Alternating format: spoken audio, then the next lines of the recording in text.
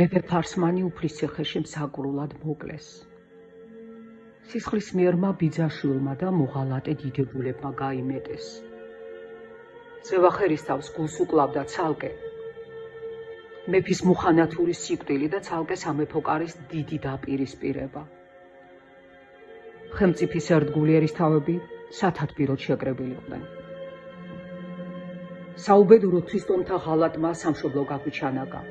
თავზე ჩამოგვექცა ყველა გამარჯვება თუ სიკეთე, რაც კურთხეული ფარსმანის ხელმწიფობისას მოვიპოვეთ, განაცხადა ერისთავმა.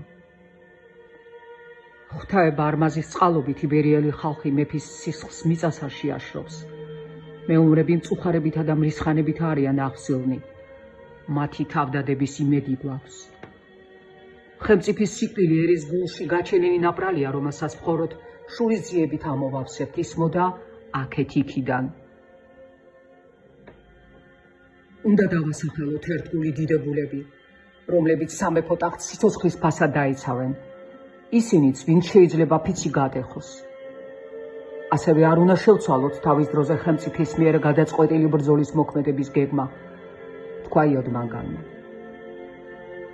ეხლა, როცა მტელი ზეიმობს, თავდაჯერებული და ყურადღება მოდუნებულია, მყისიერი შეტევა გამარჯვებას მოგვიტანს მიმათა ზევახმა მოთათბირეებს.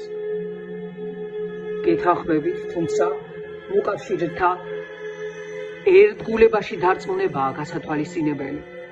ასევე უშუალოდ ბრძოლის წინ დაქირებულ მოლაშქრეთა მუხტლობის შესაძლებლობას თავისი აზრი გამოთქვა კასპის ვასალარმა. ეგრისის მეფე ბაკური თავის სიტყვას არ გადავა, ამაზე პასუხს მე ვაგებ, უპასუხა იოდმანგანმა.